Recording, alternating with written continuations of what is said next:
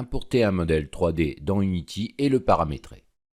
Dans cette session, on va voir comment on peut importer un modèle 3D et pour ce faire, je vous ai joint un zip que vous pouvez dézipper et à l'intérieur, vous avez ce dossier que vous importez, vous glissez, déposez tout simplement dans votre projet. Alors si vous l'ouvrez, vous pouvez observer dedans que vous avez plusieurs fichiers. Donc on va ici agrandir un petit peu, vous avez un modèle 3D qui se nomme Timmy et des animations. Pour le moment, on va s'occuper que du modèle 3D et de son importation. Alors vous allez voir qu'il existe pas mal de paramètres.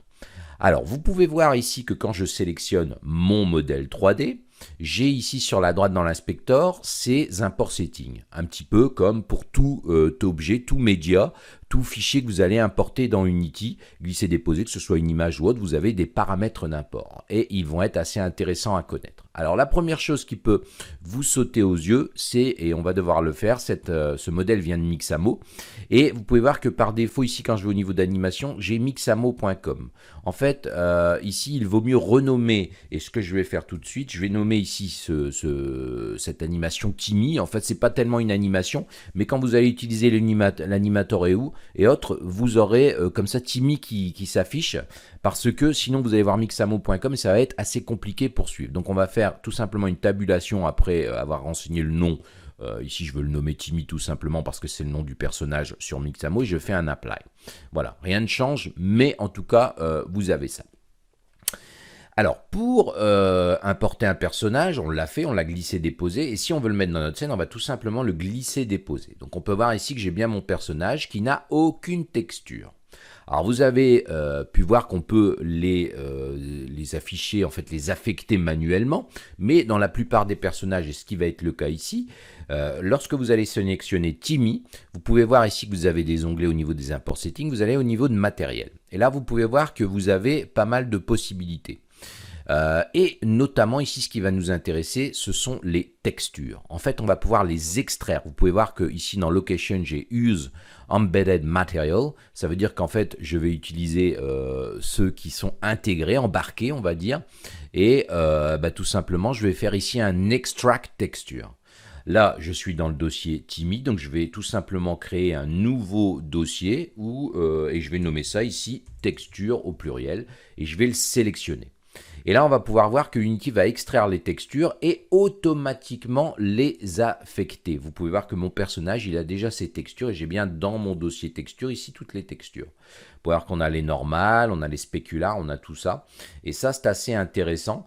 Parce que si on va au niveau de Timmy maintenant, on peut voir que bon, les matériaux, enfin les textures sont affichées ici, vous pouvez voir pour les enfants. On va les parcourir ensemble assez rapidement. Mais on peut voir que la normal map, l'albédo est bien affectée sur un matériau par défaut, pardon.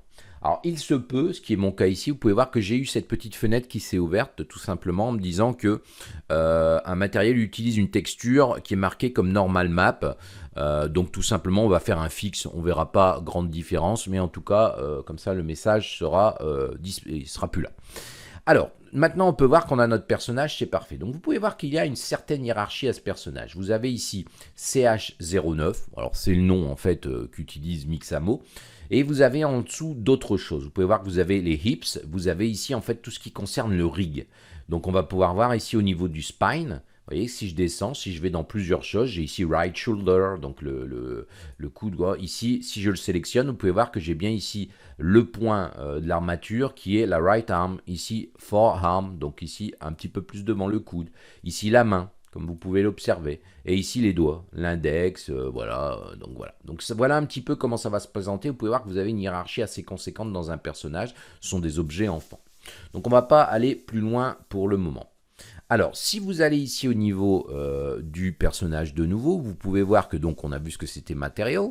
Vous avez ici tout ce qui est modèle. Alors, modèle, vous avez pas mal de choses. Vous pouvez voir que vous avez un scale factor. En fait, on peut voir que c'est le facteur d'import. En fait, quand vous allez importer un modèle, que ce soit un personnage ou autre, il se peut qu'il soit plus ou moins petit ou grand. Donc, si je veux qu'il fasse 2 fois sa taille, je vais mettre ici un scale factor de 2. Je vais faire un apply. Et vous pouvez voir que mon personnage prend une place ici qui est beaucoup plus importante. En fait, c'est comme si je l'avais rescalé, mais ça peut être assez intéressant. Donc moi, je vais le laisser à 1, qui est son scale par défaut, qui fonctionne très bien. Ensuite, vous avez pas mal de possibilités, donc vous pouvez importer les caméras, vous pouvez importer les lumières. Il se peut qu'un modèle, par exemple, qui soit modélisé avec Blender ait déjà une caméra, une des lumières. Bon, vous pouvez les importer, mais ceci dit, elles vont pas être utilisables réellement avec Unity. Donc on va laisser la plupart du temps tout ce qui est paramètres ici de scène par défaut. Ensuite, vous avez par exemple la mesh compression. Bon, tout ça, ce sont des choses qui ne sont pas très intéressantes. Ensuite, vous avez la possibilité de générer un collider. Donc ça, dans la plupart des cas, pour un personnage, on ne va pas le faire. Mais pour un objet type prop, c'est-à-dire que ça pourrait être une asset, par exemple, de décor, si on veut un collider, on va le cocher, on va faire apply. Alors le problème ici, c'est qu'au niveau de Timmy, vous pouvez voir que je n'ai pas de collider qui est généré, ça ne fonctionne pas forcément à tous les coups. On pourra, de toute façon, ce qu'on va faire, c'est en générer un manuellement par la suite. Donc je vais ici décocher Generate Collider. C'est pas super intéressant pour un personnage, et encore faut-il que le collider soit avec. Mais on va revenir là-dessus un peu plus tard. Donc ensuite, vous avez des paramètres qui sont plus ou moins intéressants. Ici, au niveau des normales et autres, la plupart du temps, vous n'allez pas y toucher. Ensuite, vous avez l'onglet Rig. Alors, Rig, on va revenir dessus, mais c'est intéressant. Par défaut, il est ici en générique. En fait, vous avez trois possibilités. Vous avez le Legacy qui correspond au rig un petit peu de l'ancien système. Là, on va faire des animations, je dirais, classiques.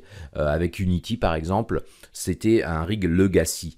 Donc, la plupart du temps, vous n'allez plus l'utiliser. Ce sera du générique pour des personnages ou de l'humanoïde. On va voir la différence un peu plus tard parce que ça sera utilisable, ça, réellement, quand on aura besoin. Alors, je ne vais pas rentrer dans le détail, mais quand par exemple on voudra utiliser les animations de type Root Motion. On reviendra là-dessus plus tard parce que pour le moment, ce n'est pas très intéressant. On peut voir qu'on a ici l'Avatar Definition, donc on peut en créer un par rapport à ce modèle, etc. À noter que dans mon personnage ici, j'ai téléchargé un personnage sans aucune animation. Regardez d'ailleurs, si vous cliquez sur la petite flèche, vous pouvez voir que en fait, tout simplement, j'ai ici à l'intérieur de ce personnage ce que je retrouve dans mon arborescence ici. Vous pouvez voir le CH9 qui est bien là.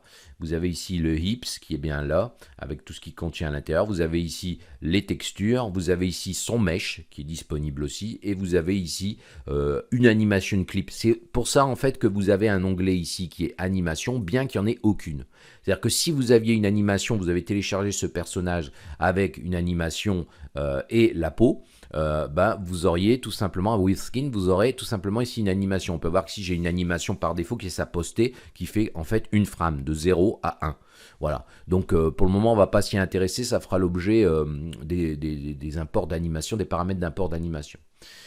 Donc voilà ce qu'il y a à dire. Pour ce qui est des avatars et autres, ici on ne va pas y toucher. Vous avez des paramètres. Alors encore une fois, on ne va pas faire le tour de tous les paramètres parce qu'il y en a tellement et la plupart du temps vous n'allez pas les utiliser. Mais il faut savoir qu'il y en a beaucoup. Mais là je vous fais vraiment le tour de ce qui est important à comprendre pour justement pouvoir créer des personnages et leur animation.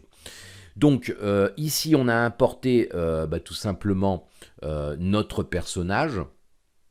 On a vraiment ce qu'il faut, on peut tourner autour, on peut voir, il n'est pas animé du tout, et on va voir comment on peut faire dans la prochaine session. On va commencer à s'intéresser aux animations.